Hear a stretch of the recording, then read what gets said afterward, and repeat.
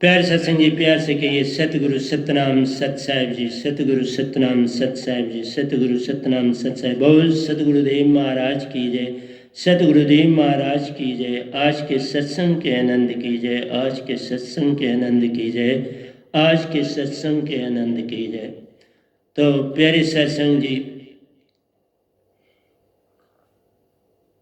आज 10/9/2020 है और आपके समक्ष में इस समय सतपुरुष की आज्ञा अनुसार एक प्रवचन वो दे रहे हैं जो मेरे इस माइक के द्वारा अब तक पहुंचेगा, 3 लोगों में भी जाएगा, निज धाम में भी जाएगा। तो यह है अंदर का ज्ञान, अंदर के ज्ञान की महिमा, अंदर के ज्ञान की महिमा का गुणगान करने हम जा रहे हैं। तो मैं सभी हंसों को, परमहंसों को, सतपुरुष जी को अपना सादर प्रणाम करता हूँ और अपना सर उनके चरणों में रखता हूँ और उनसे यही आज्ञा चाहता हूँ कि आप जो कुछ संसार को दें, इस माइक के द्वारा दें, जिससे सभी संसार, पूरे ब्रह्मांड का कल्याण हो। क्योंकि इस समय पूरी दुनिया में बड़ी आपदा फैली हुई है, उसका समाधान आप ही कर सकते हो, तो कृपा करें। तो अंदर के ज्ञान की महिमा ही तो महिमा है। तो मैं आपको दोयों के द्वारा ही समझाऊंगा, आज गाऊंगा नहीं, गा दिया। फिर जब इसकी टर्न आएगी इन दोयों की तो फिर आपको गा के भी सुनाऊंगा। जग बाहरी उपासना को प्यारो, करता क्या बूढ़ा क्या बालक। जग बाहरी उपासना को, सारा संसार बाहरी उपासना कर रहा है, क्योंकि समय नहीं किसी के पास। सबसे बड़ी बात है कि दुनिया में समय बदला, दौड़ ज्यादा हो गई और दौड़ के कारण इंसान ने शॉर्टकट अपनाने शुरू कर दिए भक्ति में।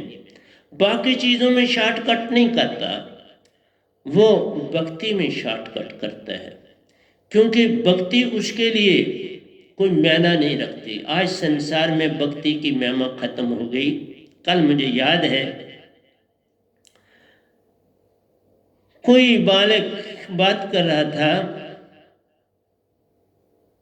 वो कह रहा था ये जो YouTube है, इस पे जो जवान लड़के हैं या लड़कियां हैं, वो तो किसी सेलिब्रिटी की बात को सुनते हैं, उसके बर्थडे को मनाते हैं और वो बहुत देखते हैं। वो कोई गाना गाता है तो उसको बहुत सुनते हैं, वो कोई छोटी सी एक्टिंग करते हैं तो बहुत सुनते हैं। मैंने उसका उत्तर नहीं दिया। प्यारे सत्संग जी, उत्तर में जो भी देता हूँ वो मैं यहाँ देता हूँ। मेरा ठिकाना उत्तर देने का ये है। तब मेरे अंदर एक विचार आया कि जब मैंने अपने बचपन में डगा डाली तो मुझे याद आता है कि जब मैंने आपको सुनाया भी था, मैं तो वहां रुकता था जहां कोई मालिक का गुणगान करता था। मैं वहां रुकता था जहां कोई मालिक को पुकार अंदर से दे रहा है।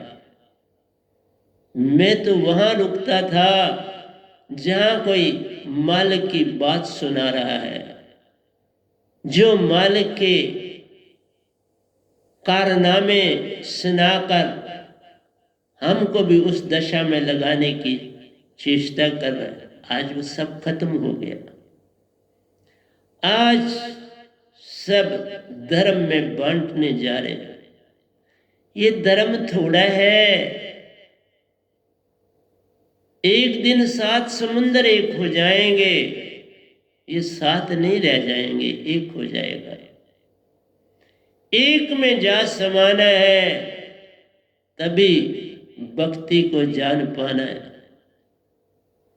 एक से आए एक में जाना, ये बिन बिन लेखे, ये तो मान को बढ़ाना, इससे तो मान ही बढ़ रहा है ना, और क्या हो रहा है।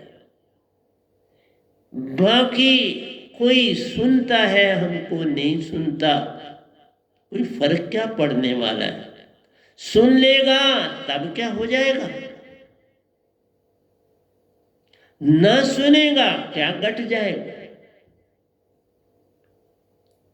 कृष्ण जी को मानने वाले भी थे और दुर्योधन जैसे नगुरे भी थे, लेकिन सहायता फिर चाहते थे। उनको किन किन नामों से पुकारते थे, लेकिन कृष्ण भगवान तो कोई नहीं उसका उत्तर देते थे।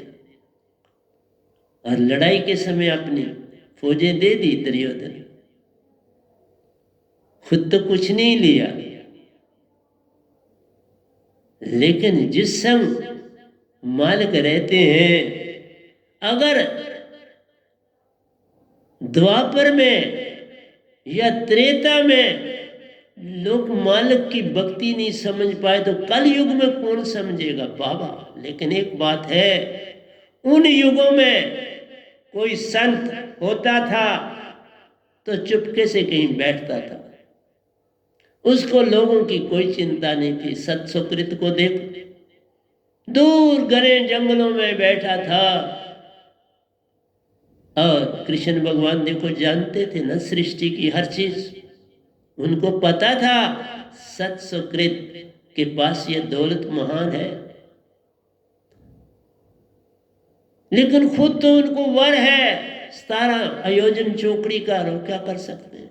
अब वर भी खुद मांगा है, किसी ने तो नहीं। वर मांगा, सतपुरुष ने दिया, तो भोगना है ना। तो संसार होगा तो वो भोगेंगे, इसलिए हर युग में वही घटने। त्रेता होगा ना, फिर क़यामत के बाद उसी तरह रामायण, उसी तरह सीता होगी, उसी तरह रावण होगा, ये घटनाएं उसी तरह घटे। अब नए नए वो चीजें कहां से लाएं, वही रिपीट होती है।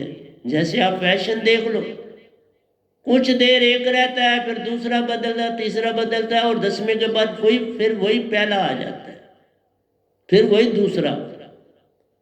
पीढ़ी थोड़ी सी आगे बढ़ जाती है और पता चलता है कि वही रिवाज जो हम पहनते थे आज वो बच्चों में शुरू हो गया, लड़कों में शुरू हो। इसलिए भक्ति की भावना अब जो थोड़ी देखी जाती है, अब बूढ़ा क्या भक्ति करेगा, उसके अंदर तो परेशानियों के बोझ लदे हैं, उसको फिक्रे हैं, उसका परिवार बड़ा हो चुका है। अब उस बड़े परिवार की सारी फिक्रें वो लिए बैठे होते हैं। शाह बड़ी चिंता बड़ी, फिर सुख कैसा। शाह भी है, चिंता बड़ी, दुख है अति महान। अब किसको किसकी है पड़ी, अपने तन की पड़ी ले जा। तो प्यारी सत्संग जी, सारा संसार भक्ति को भूला है, एक थोड़ा भूला है। लेकिन संतों का काम है कि अपना काम करना। मैं प्रतिदिन लिखता हूं, आज भी जो लिखा है तो प्यारी सत्संग जी काले का ही लिखा है, ताज़ा लिखता हूं और उसका प्रवचन भी दे देता हूं। और दोए भी वो दोए होते हैं, कल कोई नहीं को गा लेता हूं, तर्ज में लिखता हूं, किस ग्रंथ का है वही तर्ज होती है उसमें। इसलिए प्यारी सत्संग जी वक्त बड़ा बदल। हम तो कोई चीज खाते थे तो सिमरन, मुझे याद है हमारे उस होम में बिना सिमरन के खाना नहीं, खाना आगे है, पहले सिमरन करते थे फिर खाना खाते। आज भी मैं कोई चीज ऐसे नहीं खाता जब तक सबको अर्पण नहीं कर देता, सबका धन्यवाद नहीं करता। जिस उस चावल के सट्टे के साथ, जिसके साथ वो चावल आया, 6 महीने वो देगा, फिर 6 महीने वो ज़मीन खाली रहती है। मतलब साल में वो एक दाना पकता है, उसका धन्यवाद कैसे ना करूं। एक फल का दाना पेड़ पर लगता है, साल में वो फल देता है। एक 6 महीने ऊर्जा इकट्ठी करता है और फिर 6 महीनों में फलता है और आपको फल देता है, जमा करता है अपने अंदर ऊर्जा। कहते हैं ना ये बरसात फलाने सीजन में ये फल देगा, तो वो 6 महीने अपने अंदर ऊर्जा डेवलप करता है और फिर उस ऊर्जा का प्रयोग करता है उस फल को बनाने के लिए। तो प्यारी सत्संग जी, और सीजन भी उसके के मुताबिक बदलता है। जिस सीजन का गर्मी का फल है तो गर्मी में आएगा, सर्दी का फल है जहाँ तो सर्दी में आएगा, वो गर्मी में रेस्ट, जहाँ सर्दी का फल है वो गर्मी में रेस्ट करेगा, क्योंकि ऊर्जा डेवलप करना। और मनुष्य उसको इस चीज की चिंता है, उसको अपनी ऊर्जा संभालने का कोई रुचि नहीं। पर हम संतों को बड़ी रुचि होती, हम अपनी ऊर्जा को पल पल, पता ही नहीं होता कि मेरे बना सिमन बना, नहीं पता ही नहीं बनता है, पता ही नहीं, पूरी बॉडी में अमलगमेट हो जाता। योगिक है, योगिक क्रिया से सब चीज बॉडी में सम्मिलित हो जाती। इसलिए प्यारी सत्संग जी, तुम सुनो ना सुनो, ये सतपुरुष बोल रहे हैं, मैं कौन होता हूं इतने सत्संग देने वाला। आज 307वां सत्संग में आपको दे रहा, छठा बोल दिया, 7वां आपके समक्ष दे रहा। इस कोरोना के पीरियड में बोल, उससे पहले तो मैंने 1000 से ज्यादा प्रवचन किए। मेरा कहना है, बालक हो या बूढ़ा, बाहर की भक्ति में लगा। काश वो बच्चा अंदर की भक्ति में पहले पढ़ता। मैं आज सारी अंदर की भक्ति ही करूंगा, जितना आज बोल पाऊं। परम चेतन अवस्था में हंसा, तन बूढ़ा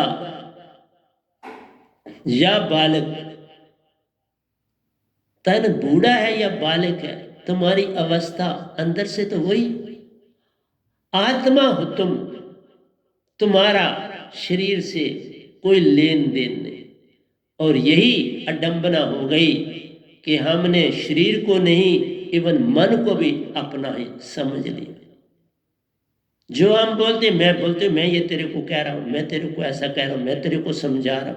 बाबा ये सब मन है जो तुम बोल रहे हो, पर तुमने उसे अपना जान लिया।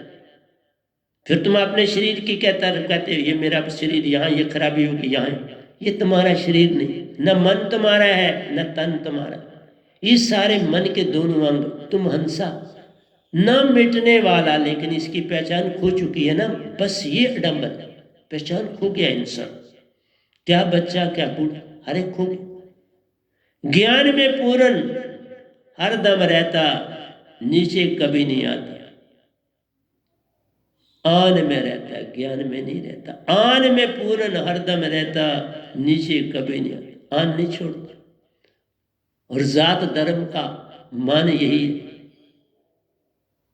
जात का शब्द तुम आगे लगाते हो, और कई किसी से पूछते हैं तुमने अपने आगे क्यों नहीं ये शब्द लगाया, तुम्हारे साथ शब्द नहीं है, क्या कारण? तो जो बोलने वाला कितना मान है उसको अपने साथ शब्द जो लगाया। अरे ये तेरा मान चूर चूर हो जाएगा जब तन को तज कर फैसला सुनाया जाएगा।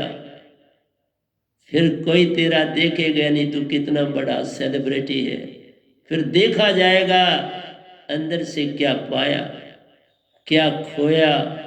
इसलिए जवान लोगों, ठीक है तुम अभी हमारी सुनते नहीं, जब वक्त वो आ जाएगा तुम भी चलाओगे। मैंने देखे ना जो मेरे पास आते हैं मृत्यु के बाद भी चलाते, कैसे आवाजें लगाते हैं मुझे, मैं देखता।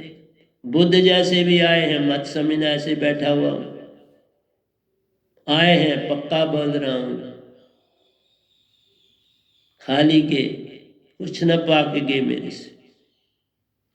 इसलिए कोटि प्रलय देखे वह नाम, मरना कभी न हो। मेरा कभी मरना हुआ ही नहीं। ना इस तन की कोई शादी हुई, ना इस तन, ना इस आत्म से कोई लेन न देन, ना मेरा कोई रिश्ता नाता, ना ही कोई संबंधी रे। मैं तो अकेला कई युगों से घूम रहा इस सागर में। इसमें ज्योत स्वरूप है नहीं, उसका मुझसे संग नहीं। मेरी सुरती, मेरे सतपुरुष की सुरती, दोनों का संग संग रे। हम तो सुरती हैं रे बाबा, तन मेरा है नहीं तो शादी कौन करता है? मन मेरा है नहीं तो कौन बोलता? पीछे से सुरती की तान आती है, इस तन से ये आवाज आप तक जाती है। मेरा कोई लेन देन नहीं, मैं कहीं भी खड़ा नहीं। सब सतपुरुष तुमको दे रहे हैं, सब सतपुरुष तुम्हें समझा रहे हैं। मैं केवल माइक बना तुम्हारे संग बैठा हूं। मत समझना मैं कुछ दे रहा हूं, नहीं। जब कबीर साहब ने कहा मेरा कभी जन्म ही नहीं हुआ, तो कभी आत्मा का कब जन्म होता है बताओ? उन्होंने कहा मैंने कहीं शादी, तो मैं भी वही कह रहा हूं, मेरी कहाँ शादी हुई? मेरा कहाँ जन्म हुआ? कोई जन्म थोड़ा, मेरा कोई जन्म नहीं। ना मैं आता ना मैं जाता, मैं तो सैर करता ही रहता। सैर करने आया हुआ हूं इस जग में। ना मुझे मरना है, ना मैं कभी मरा हूं, ना मैं कभी जन्मा हूं, ना उत्पन्न होया हूं। यही कबीर साहब ने कहा और लोगों ने समझ लिया वो तन की बात करते हैं। साहब वो पूर्ण आत्मा की बात करते। जब जाग गया तो जाग गया, तन का लेना देना क्या? ना मैं कोई दवाई खाता हूं, ना मैं इसकी कोई रक्षा करता हूं। मैं तो इसको कोई पूछता ही नहीं हूं। तन सिर्फ तुम्हारे पास आना है, इसको धोने धाने के लिए तो आके आपके सामने बैठता। इसलिए इससे लेन ना देन है। मैं जो बात करता हूं आत्म की करता हूं, आत्म से जुड़ा उस साइबन सु तो ज्ञान में पूर्ण हर दम रहता। कौन रहता? नीचे कभी नहीं आता, अंदर ही रहता। नहीं, कोटि प्रलय देखे वह नाम, मरना कभी नहीं होता। ये ज्ञान की बात है। पूर्ण हरदम रहता, पूर्ण रहता हूं ऐसा। प्रेम आनंद सत्य, सत्य है, प्रेम है, आनंद है और शांति, इनमें रहता। कुछ लेन नहीं देन नहीं। कहीं दर्द है तो मुझे दिखता नहीं, कोई प्रॉब्लम है तो मुझे दिखता नहीं, छूट गया सर। इसलिए सुषुप्ति स्वप्न जागृत और तुरिया चारों का खेल लगा जग सारा। ये चार अवस्थाओं में तुम रहते हो। गहरी नींद में सोते हो, सपने फिर लेते हो, जागृत में रहते हो और काम काज करते हो। और कुछ लोग बड़े इंटेलेक्चुअल बनते हैं तो तुरिया तक चले जाते, अंदर के शरीर तीसरे में चले जाते। चौथी अवस्था तीसरा तन। इसलिए प्यारी सत्संग जी, यहां तक जाते हो। मैं तो पार 6 तन से पार गया हूं। अब लेन ना देन, इस तन से कोई लेन नहीं।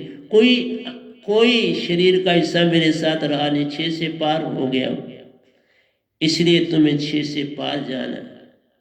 सुषुप्ति में चेतना कुंद ले जाए। जब गहरी नींद में सोते हो तो तुम्हारी चेतना बिल्कुल सुन्न हो जाती है और इसी कारण तुम्हें अपने पिछले जन्मों की याददाश्त भूल जाती है। अगर ये कुंद ना हो तो तुम्हारी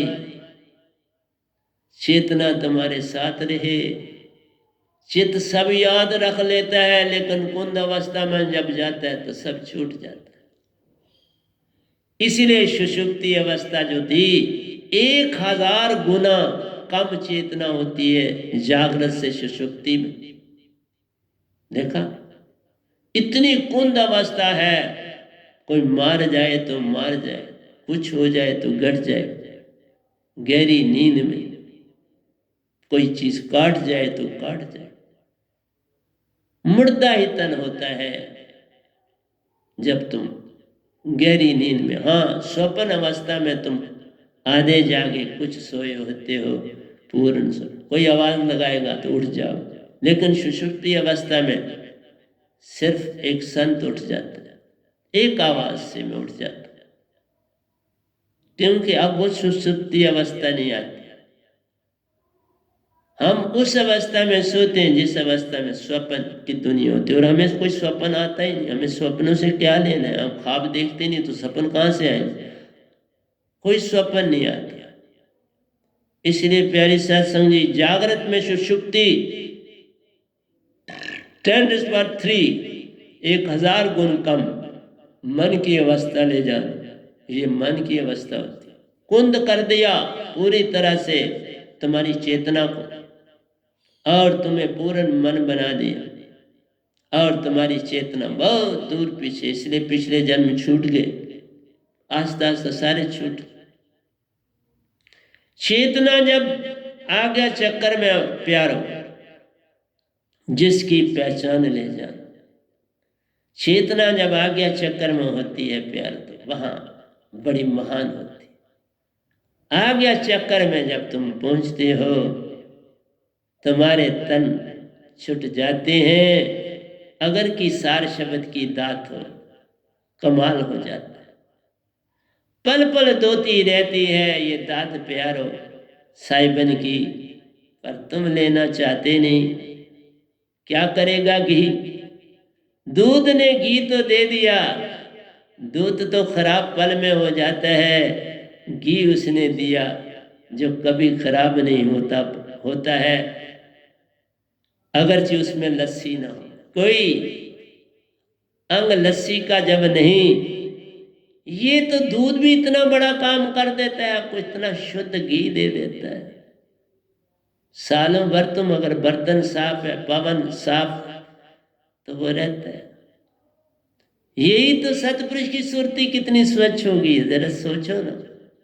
अगर दूध से घी आया इतना स्वच्छ, तो सतपुरुष आ गई इतने स्वच्छ हैं, वो तो है ही आनंद में, वो है ही सत्य, वो है ही प्रेम, वो है ही शांत। तो वो चीज तुम्हें क्या बनाएगी, जरा ये तो सोचो। लेकिन आना कठिन है, मन पल पल बरमाता है, क्योंकि उसने तुम्हें पकड़ के रखना है, नहीं तो राज किसके ऊपर राज करेगा। तुम अगर निजधाम को चले जाओगे, जैसे मैंने कहा था कि पांडव अगर सत्सकृत के चरणों में गिर जाते, दात की मांग करते, जिसने यज्ञ को पूर्ण किया, वो कोई छोटी हस्ती थी, जिसके यज्ञ के संपूर्ण होते ही पूरे ब्रह्मांड में घंटी और घंटे बजे, तो वो कुछ छोटी सी आत्मा थी। लेकिन जो महान होते हैं वो गुमशुदा होते हैं, उनको खुद ढूंढना पड़ता,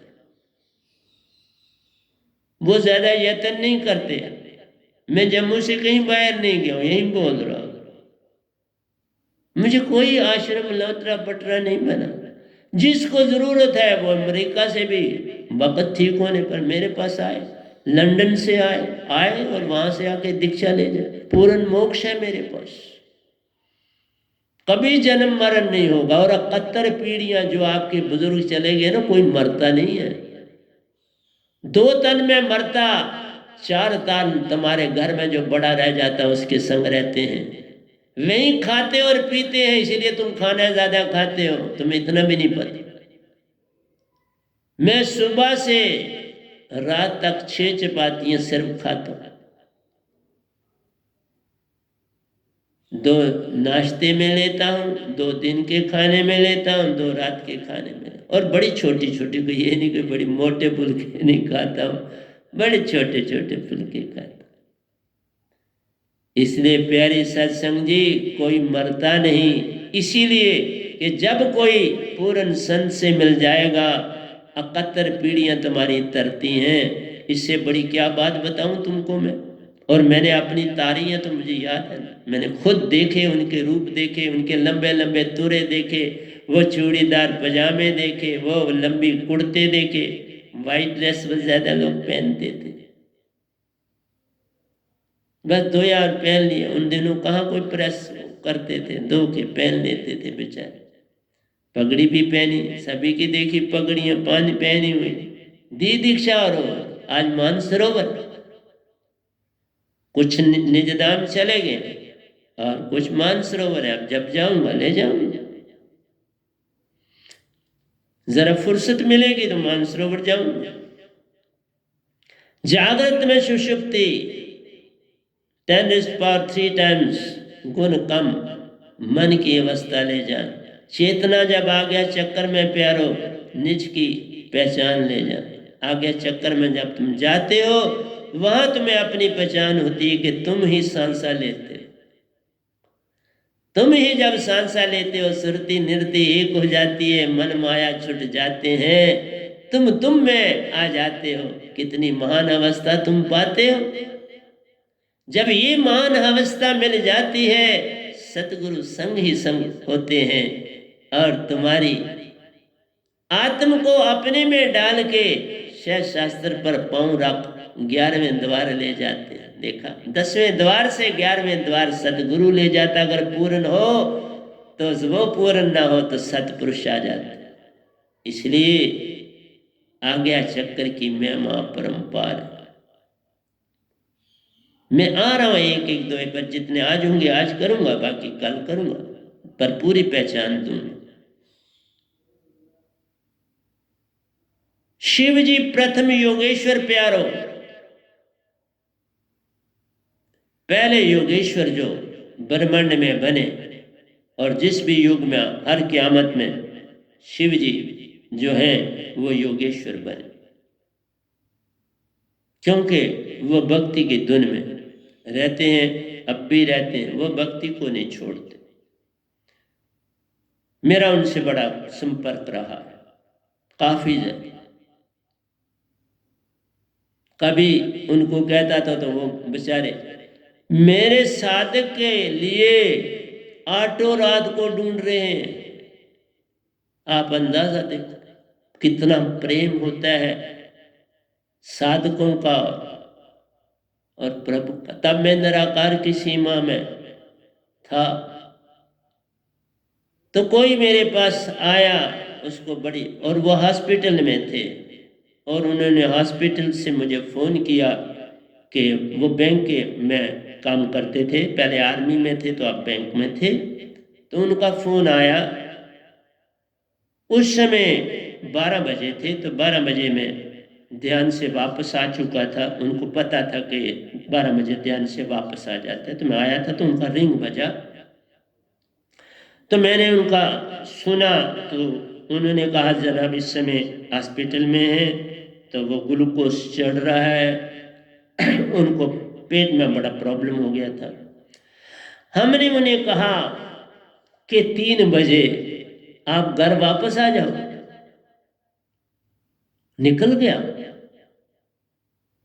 और उसी समय मैंने शिव जी की ड्यूटी लगा दी कि आपने इनको घर पहुंचाना 3 बजे। अब वो बेचारे, और मैं अभी 3 बजने में कोई 15 मिनट थे, 2:45 बजे में फिर उठा, क्योंकि मैं 3 बजे उठता था, 2:45 उठा, क्योंकि मैंने 3 बजे कहा था। तो मैं देख रहा हूं कि बख्शी नगर इधर रिहाड़ी कॉलोनी में ऊपर हॉस्पिटल की वहाँ एक चौराया है जहाँ 2-3 रोडें मिलती हैं, तो वहाँ वो शिव जी करमंडल पकड़े हुए वेट कर रहे हैं किसी ऑटो।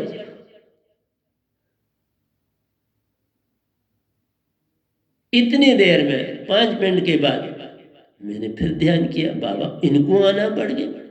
मैंने उनका फिर रिंग आया, अभी 10 मिनट थे, तो उन्होंने कहा नहीं साहब ऑटो आ गया। ऑटो पहुंच गया हमारे गेट पर, तो अब हम पूरे 3 बजे वो घर थे। इसलिए प्यारी सत्संग जी, उस समय मैं अभी निरंकार की भक्ति में था, मैं सतपुरुष की भक्ति में अभी आने वाला था, बस तैयारी थी सतपुरुष की तरफ से।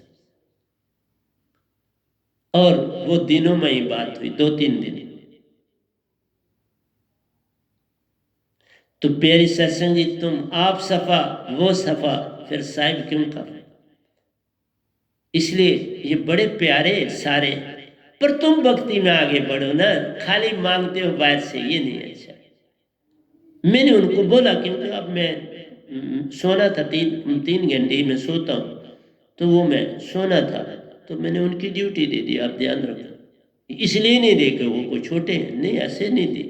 ऐसे कहा कि अब मैं चलो, मैंने उसको वचन दे दिया है, तो उस वचन के लिए कहा। तो प्यारी सत्संग जी, मैं एक एक चीज आपको समझाने की चेष्टा करता। देखा कितना प्यारा हूं आपका, लेकिन इस समय तुम बड़ी आपदा में हो, लेकिन अगर तुम मालिक को पकड़ लो, ये आपदा जाते नजर भी नहीं आएगी, पर पकड़ते नहीं हो ना, मैं क्या करूं। वही हालत थी कि किसी ने सत सुकृत को नहीं उस समय पकड़ा, वो फिर खाली के यज्ञ इन्होंने करवा लिया, उनको खाना खिला दिया, और वो बेचारे चले गए। पैदल आए और पैदल चले गए, जरा सोच लो।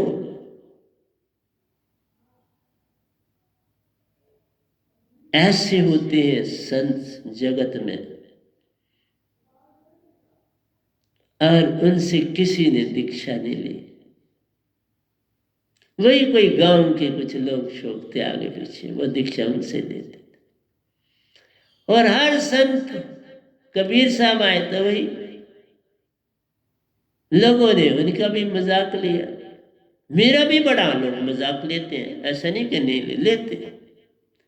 पहले तो बहुत जो तकरीबन जो मुझे बड़ा अच्छा जानते थे, वो मेरा मजाक लेने लगे, ये क्या कर हो गया, ये बन गया। अब बहुतों ने छोड़ दिया, चुप्पी जा रही। अब मेरी खिलाफत नहीं करते, चुप्पीदारी। और चुप्पी भी अच्छी चीज, कोई बुरी चीज नहीं। इसलिए प्यारी सत्संग जी, शिव जी प्रथम, तभी याद आ गया ना वो सीन। शिव जी प्रथम योगेश्वर प्यारो, गोरख सु पार ना पाया। गोरखनाथ जी वो भी तीसरे तिल में रहते, अजना चक्कर में शिव जी भी रहते हैं, तीसरी आंख शिव आंख बोलते हैं। शिव जी भी शिव आंख में रहते, गोरख भी उसी में रहते थे, पर गोरख पच आगे बढ़ गए, शिव जी को पीछे छोड़ दिया। इसीलिए तो गोरखनाथ कबीर साहब से मिलके भी दात ना पा सके, गोश्ती भी हुई, नहीं जाग सके, और आज स्वर्ग में बैठे, फिर जन्म लेंगे। अगर गोरखनाथ जैसे, और कबीर साहब उस समय थे, रविदास जी उस समय थे, तर सकते थे जिस तरह मीरा तरी, लेकिन मान बड़े मुनिवर गले, मान सभी को खाए। तो इसी तरह मैंने सारी मुद्राएं पार करी, और मैं 7वां योगेश्वर व नाम प्यारो, ये जो आपके सामने योगेश्वर भी पहले बना, उसके बाद ये दात मुझे मिली। जब मैंने शिव जी को कहा तो मैं योगेश्वर था, तभी कह सकता हूं योगेश्वर को कह सकता है। वो भी योगेश्वर है, मैं उस समय योगेश्वर था। और मैंने शैव शास्त्र को पार करा, रंकार शब्द से शैव शास्त्र को पार किया, निरंकार का मैं हो गया। तो शिव जी के साथ ये पैगाम दिया, तभी उसी के साथ लिख दिया, 7वें योगेश्वर व नाम प्यारो, रोके नहीं परम पुरुष को पायो। रुके नहीं, मैं रुक नहीं गया, योगेश्वर बन के रुक नहीं। सभी लोग रुके, राजा जनक रुका, वेद व्यास जी रुके, रुक गए, आगे न गए। 3 देवता रुके, आगे न बढ़े। निरंकार नहीं कर सकता, 3 देवता कर सकता, पार कर सकता, लेकिन नहीं पार करे। इसलिए हर चीज समझा रहा हूं। ईड़ा विन से पिंगला विन से सुषमना नाड़ी, ईड़ा पिंगला मैं आपको बोलता हूँ,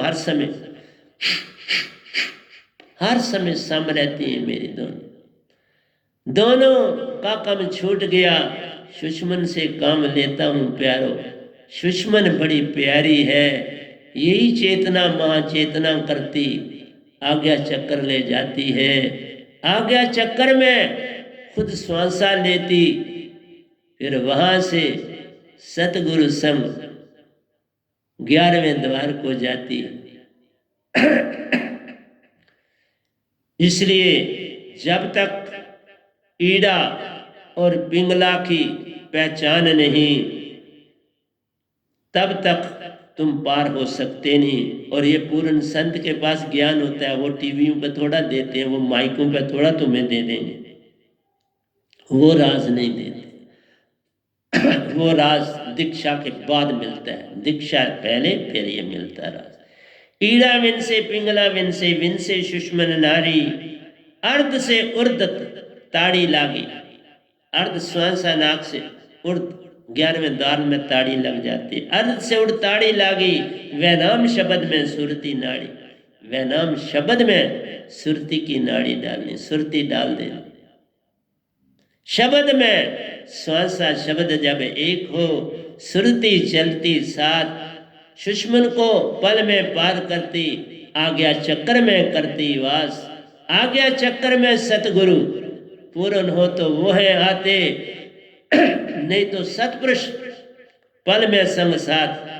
क्योंकि शैव शास्त्र पर पाँव है रखना तभी वो जाते पार, तो शैव शास्त्र को छोटी सी बात थोड़ी, भगवान का स्थान है, निरंकार का स्थान है, ओंकार का स्थान है। एक सतगुरु ऐसा कर सकते हैं और एक सतपुरुष कर सकते, दो के बिना कोई शैव शास्त्र को पार नहीं कर सकता। इसलिए योगेश्वर शैव शास्त्र तक रह जाते हैं। 10वें द्वार में भी पहुंचना कठिन होता है, वो 7वें द्वार तक ही रह पाते हैं, वहीं तक भक्ति होती है, योगेश्वर कहलाते हैं।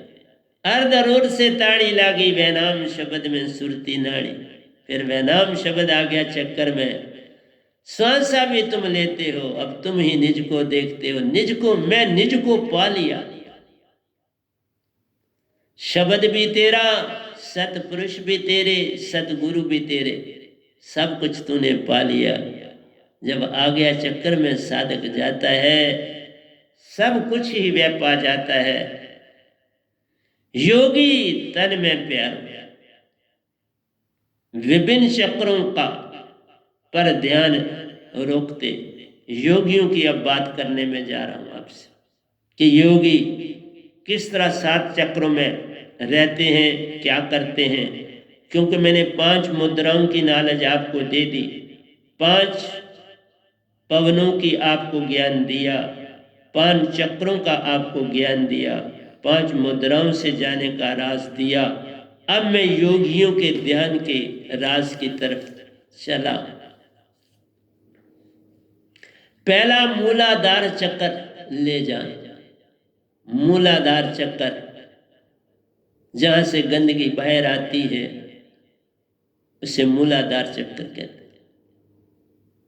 लेकिन बड़ी महिमा, इसलिए तुम्हारे इस तन की भी बड़ी महिमा है, ये मत समझना इसकी महिमा कम है। पहला मूलाधार चक्कर ले जान, तहां गणेश जी का वासा महान, गणेश जी का वास पतली सूत्र धारा से जुड़े होते हैं गणेश जी।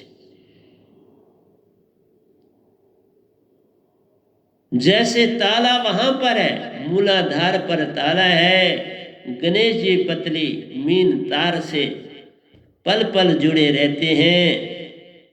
अपना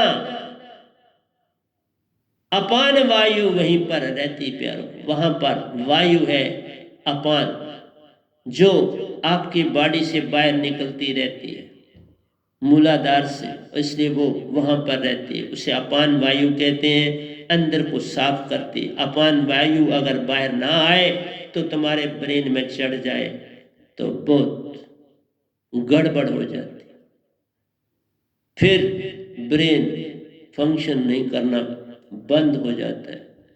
इसलिए फिजिकल फिटनेस भी जरूरी है और ध्यान भी जरूरी है।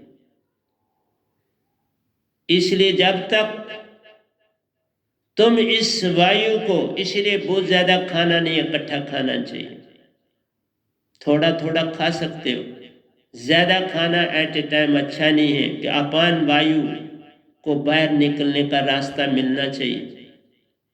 इसलिए अपान वायु वहां पर रहती प्यारो, रिद्धि सिद्धि का स्थान महान। इसलिए ध्यानी लोग रिद्धि सिद्धियां करते हैं, यहाँ का ध्यान करते।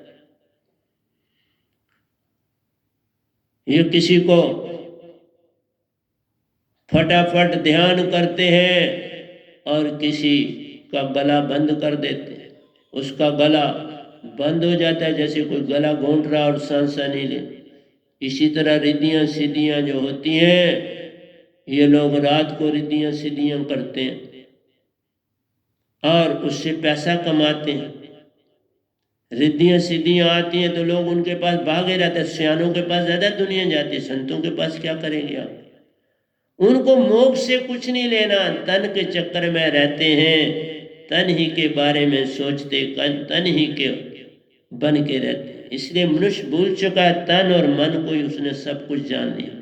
इसलिए शादी तन करता है, हर चीज तन करता है, चोरी डाकू सब कुछ तन करता है। आत्मा तो उसका संग करती है, क्या करेगी? उसको तो वो बंदी हुई, वो सहयोग करती है, बस सारा काम तो तन करता है, मन करवाता है और आत्मा से काम लेता। चीज उठाओगे, चल के वहां जाओगे तो वो आत्मा जाएगी। चीज उठाई, वो भी एनर्जी इस तन को आत्मा ने दी। सर पर बोझ उठाया, वो भी, उसकी ताकत भी आत्मा ने उसको प्रदान की। तो सब जगह आत्मा का प्रयोग होता है प्यारी सत्संग जी, आत्मा बड़ी मान। इसलिए कहा अपान वायु वहीं पर रहती प्यारो, रिद्धि सिद्धि का स्थान महान। रिद्धियां सिद्धियां करते, अपान समान सारा कुछ जो ये क्रियाएं करते हैं ना, वो सारी रिद्धियां सिद्धियां यहाँ। किसी को ब्रेन, इवन जजेस को, वकीलों का ब्रेन बंद कर देते, देखा इन लोग। और किसी जगह मुझे उसको रोकना भी पड़ा, मैंने वो काम किया कि वो मैं देखा ये रिद्धि सिद्धि करता है बंदा बड़ा। और वहां पर चूंकि केस को मैं जानता था, फिर मैंने उसकी रिद्धि सिद्धि वहां नहीं कुछ चलने दी।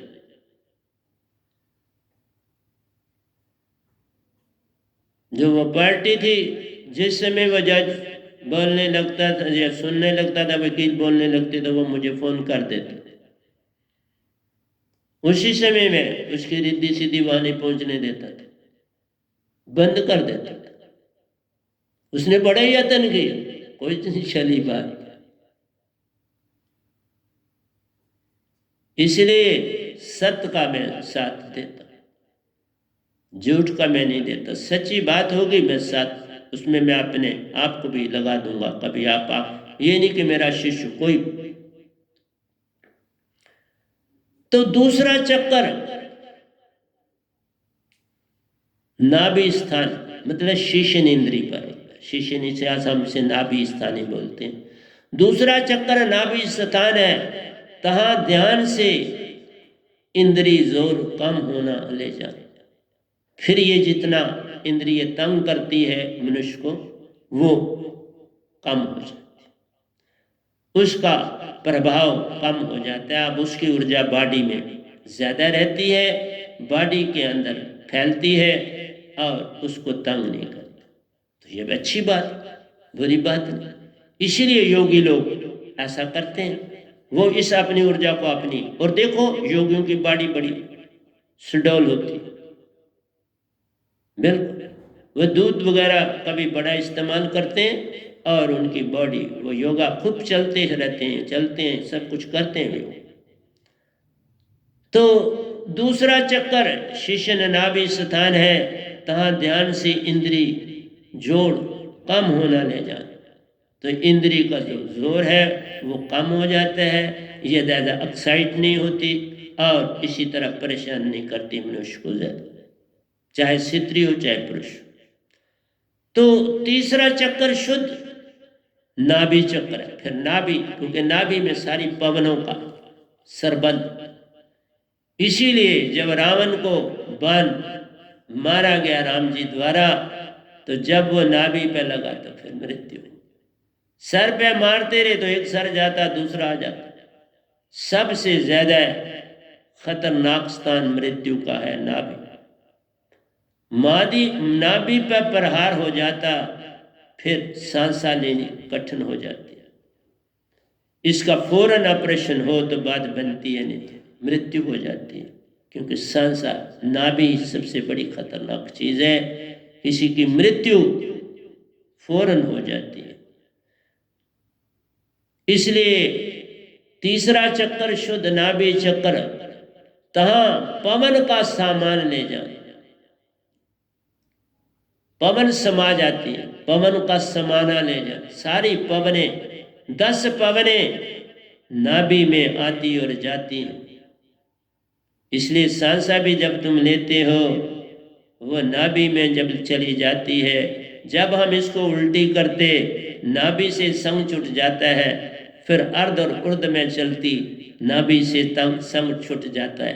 तो हर चीज का ज्ञान दे रहा, कोई चीज ऐसी नहीं जो आपको नहीं दे रहा। कबीर साहब ने भी दिया, यानी कि उन्होंने नहीं,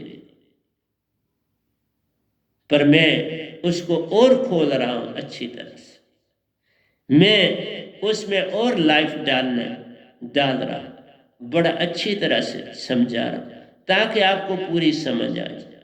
इसलिए गोदा स्थान भी बड़ा अच्छा है।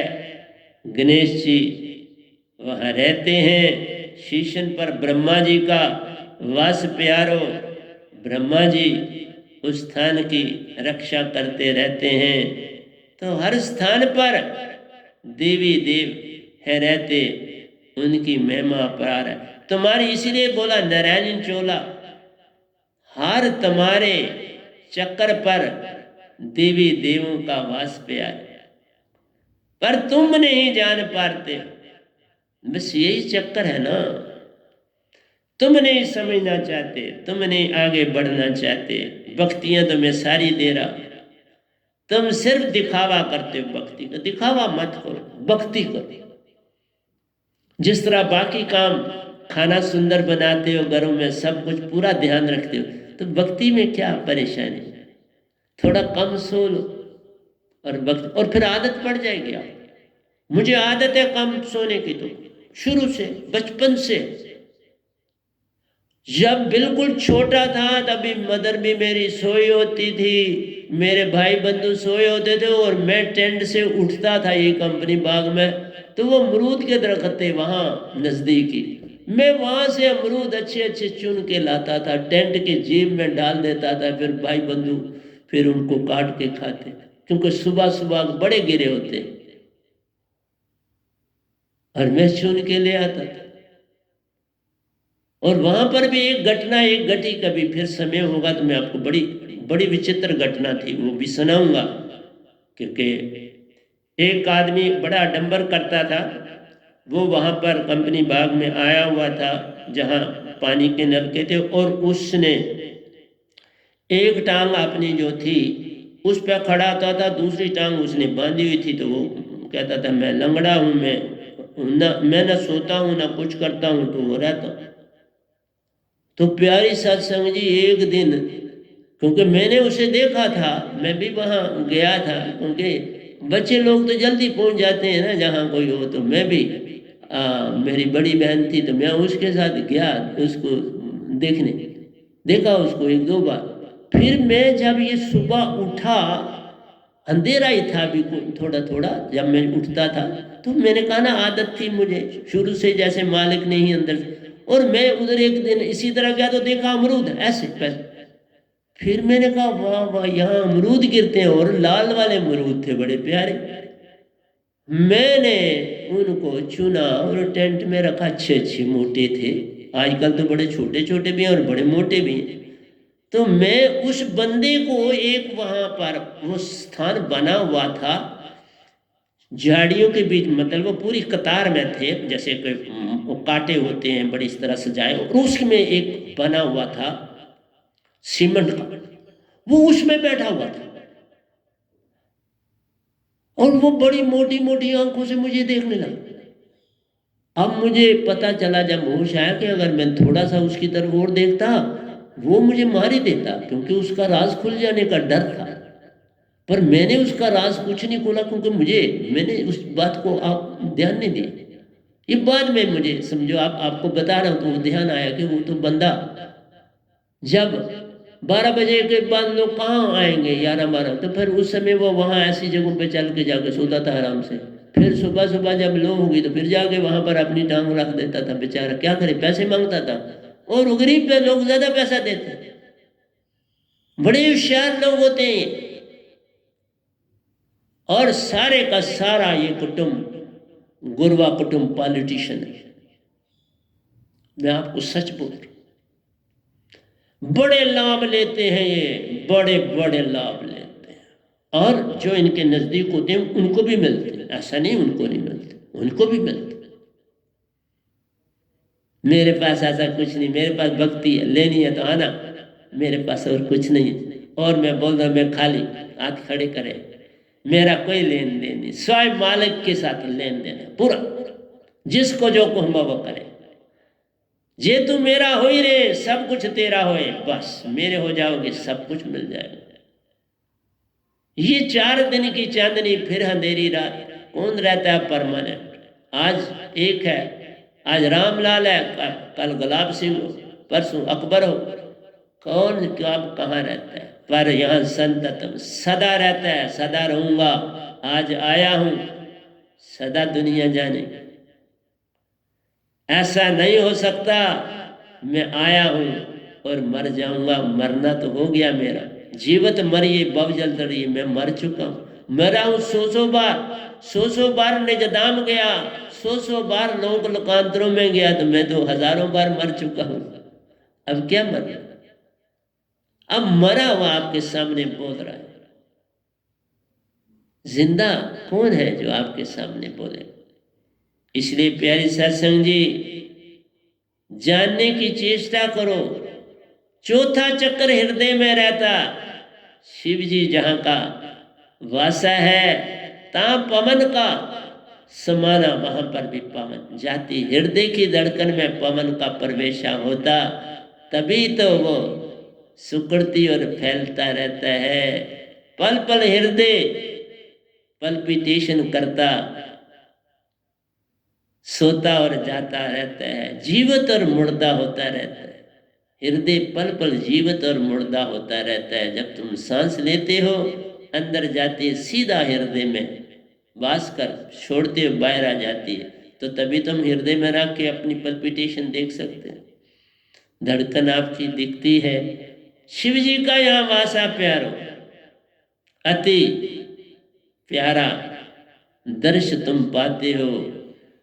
चौथा चक्कर हृदय में प्यारो, जहां पवन का समान समाना ले जान, ज्ञान के पर्दे खुल जाते, ज्ञान की महिमा, यहाँ ज्ञान के पर्दे खुल जाते और शिव जी का लोग दर्शन कर पाते।